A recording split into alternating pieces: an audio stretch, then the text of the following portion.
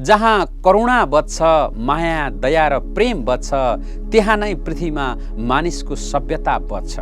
मानिस मात्रै होइन, प्रकृति, जीव जन्तु र वनस्पति बच्न सक्छन्। सायद त्यसैले होला ऋषिहरूले जहिले पनि मानिस कमभन्दा कम साधन र स्रोतमा बाँच्न सकोस् र बढीभन्दा बढी अरूलाई सेवा दिन सकोस्। एउटा सानो वृक्षको पत्ताले पनि हेर्नुहोस् त कति फल फलाउँछ र मानिसहरूलाई तृप्त गराउँछ। मानिसलाई मात्रै होइन, चराचुरुङ्गी जीव जन्तुलाई दिन्छ। जीवित छन्जेल उसले संसारलाई परिपोषित गर्छ, भोकको निवारण गर्छ।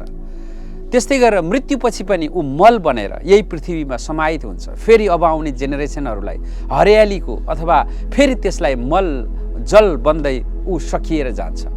एउटा सानो वृक्ष जो कहीँ पनि हिँड्न सक्दैन, एउटा सानो लहराले पनि यति धेरै योगदान दिइरहेको छ पृथ्वीलाई भने मानिस जो हिडुल गर्न सक्छ, उसँग विवेक छ, उसँग आँखा छ, नाक कान घाँटी छ, पुरुषार्थ गर्ने चेतना छ, त्यस्तो मानिसले पक्कै पनि अरूको अहित गर्नुभन्दा बढीभन्दा बढीको हितकारी कार्यमा लाग्नुपर्छ भनेर प्रकृतिले नै भनिरहेको छ।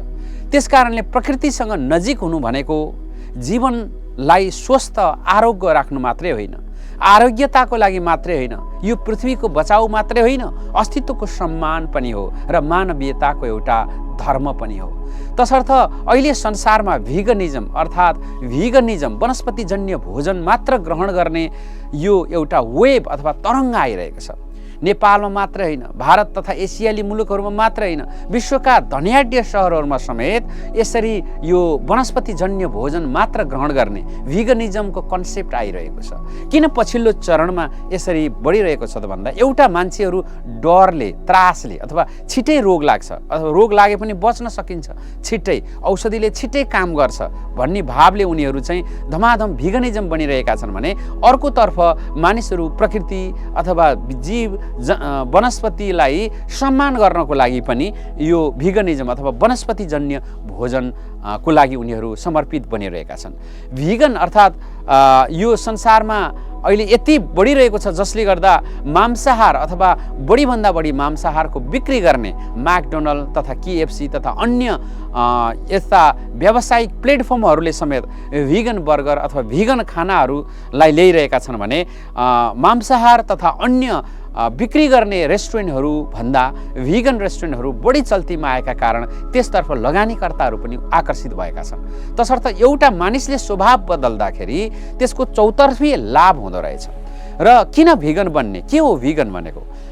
हामीले भेजिटेरियन अर्थात् शाकाहारी त जान्दै आएका छौँ, जसले मांसाहार गर्नुहुन्न, जसले अरूको अहित गर्नुभन्दा अगाडि पहिला सोच्छन् अथवा अहित गर्दैनन् र भोजनमा होस् कर्ममा होस् शाकाहारीपन लिएर आउँछन् र जसले जहिले पनि जीव जन्तुको हिंसा बिना नै त्यसले भोजन गर्छ भने त्यसलाई शाकाहारी भनिन्छ। तर जसले जीव जन्तुबाट आएको केही पनि नलिने, दही दुध पनि नलिने, त्यहाँबाट आएको घिउ मह पनि नलिने र केही नलिने, मात्र वनस्पतिबाट जे आयो त्यो लिने र वनस्पतिलाई पनि क्षति नपुर्याइकन जे प्राप्त भएको छ त्यसलाई ग्रहण गर्ने नै भिगनिजम हो भने त्यो मात्र नभएर कुनै कपडा लाउँदा पनि जनावरहरूको छाला अथवा जनावरहरूबाट प्राप्त भएका भुत्लाहरूको ज्याकेट अथवा जुत्ता कुनै पनि नलगाउने र त्यसले गर्दाखेरि कुनै पनि बहानामा जनावर नमार्यौँ। यो संसारमा सबैलाई बाँच्ने अधिकार समान छ। डर सबैलाई लाग्छ। एउटा जसरी मानिसलाई मृत्युदेखि डर लाग्छ, अरूले हत्या गर्ला कि भन्ने डर लाग्छ, गाली गर्ला कि अथवा उसलाई घाउचोट लगाउला कि भन्ने डर छ भने जीव जन्तु पनि त्यत्तिकै उनीहरू छटपटाउँछन्। उनीहरूमा पनि सुषुप्ति छ, उनीहरूमा पनि कन्सियसनेस छ। तसर्थ त्यसको सम्मान गर्नको लागि पनि भिगनिजम बन्नु भनेको अथवा भिगन बन्नु भनेको एउटा हरेक प्राणीको लागि उद्धार गर्न सक्नु हो। 1 किलो मांसाहार उत्पादनको लागि 5 एकड जमिन 90 ग्यालन पानीको जरुरी पर्छ भने त्यही जमिन र त्यही पानीबाट झन्नै 60 किलो अन्न उत्पादन हुन्छ भनेर विज्ञानले भन्छ, अनुसन्धानले भन्छ। तसर्थ यदि कोही शाकाहारी वा त्यसमा पनि वनस्पतिजन्य भोजन मात्रै गर्छ भने त्यो अन्नले उसलाई झन्डै 2 महिनाभन्दा बढी खान पुग्छ। तसर्थ हेर्नुहोस् कि आज संसारमा जनावरको मांसाहार नगरे पनि तपाईले लगाइरहेको जुत्ता, तपाईले लगाइरहेको ज्याकेट, तपाईले लगाइरहेको पेटी तथा जनावरका अन्य पर्सहरू, वालेट अथवा विभिन्न कुराहरू जति पनि छन् तिनले गर्दा कैयौँ जनावरहरूलाई हिंसामा पारिरहेको छ। हामीले देखिरहेका छौँ कि नेपालमा एउटा गैँडाको खाग अथवा नाकको लागि नै त्यसलाई बढीभन्दा बढी मान्छेले प्रयोग गर्दा अनाहकमा कति गैँडाहरूको जाने गरेको छ। त्यस्तै कति कैयौँ जनावरहरू छन् र ती जनावरहरूले अनाहकमा ज्यान फाल्न परेको छ मान्छेको लागि। के यो संसार मान्छेको मात्रै हो र? यहाँ आउने प्रत्येक प्रकृति र सृष्टिका प्रत्येक जीवहरूको, प्राणीहरूको साझा घर हो यो। तसर्थ हामीले कमभन्दा कम नोक्सानीमा बाँच्न सक्नु नै भिगनिजम बन्नुको पर्याय हो। र तपाईँ पनि यदि विचार गरिरहनु भएको छ भने अब बाँच्ने जीवन करुणामय बनोस्। करुणाले करुणा उत्पादन गर्छ, हिंसाले हिंसा जगाउँछ।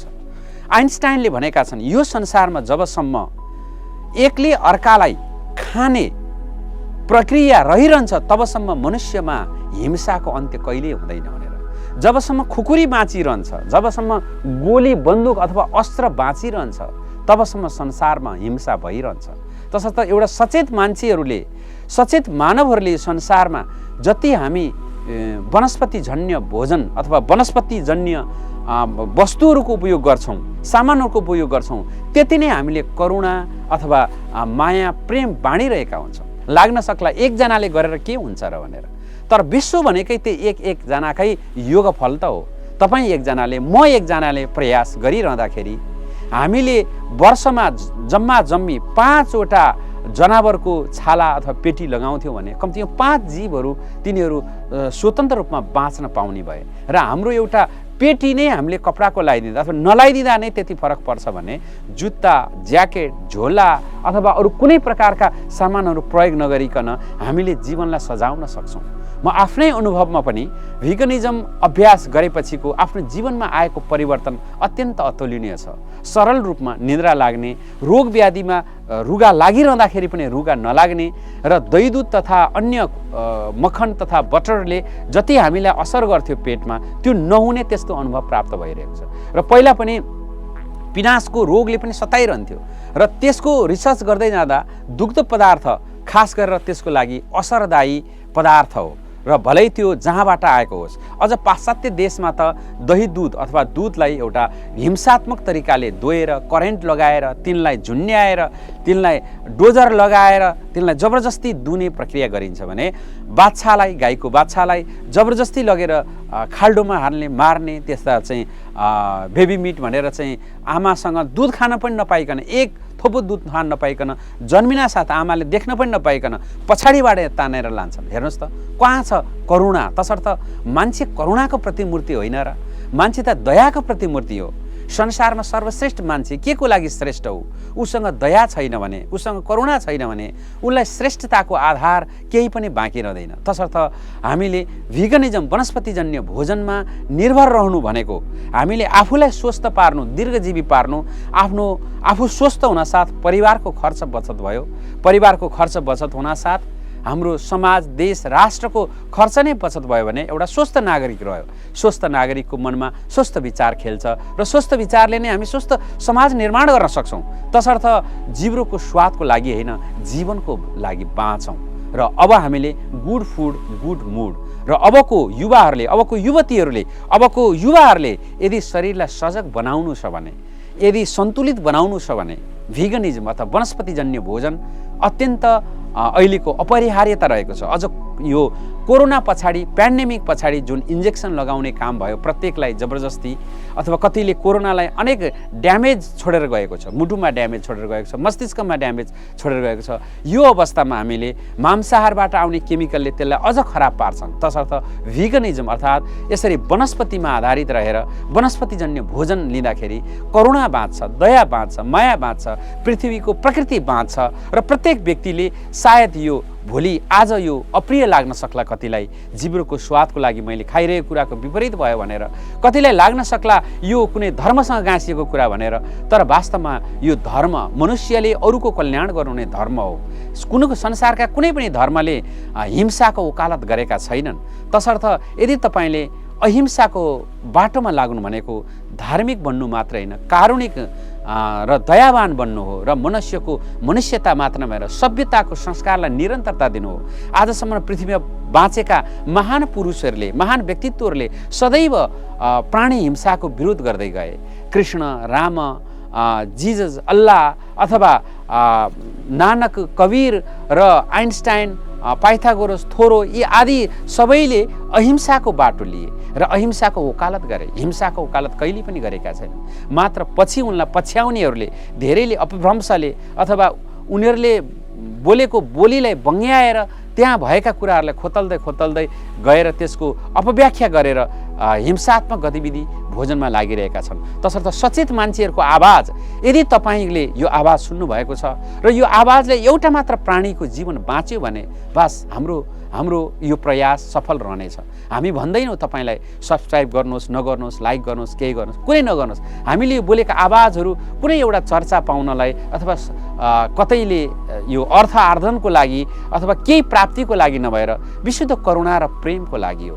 तसर्थ यदि तपाईँलाई पनि यो प्रेम र करुणाले छुन सक्छ भने तपाईँ सम्झेर हेर्नुहोस्। एक दिन तपाईँ मृग बनेर हेर्नुहोस् त, एक दिन तपाईँ बोको बनेर सम्झिनुहोस् त बोको बनेको, एक दिन तपाईँ साँडे बनेको सम्झिनुहोस्, राँगो बनेको सम्झिनुहोस्। तपाईँको मृत्यु नजिक आउँदैछ भन्दा तपाईँलाई त्यो अवस्था अथवा त्यो मृत्युको भयले गाँच्दा कति दुःख छ, कति पीडा हुन्छ सम्झिनुहोस् त।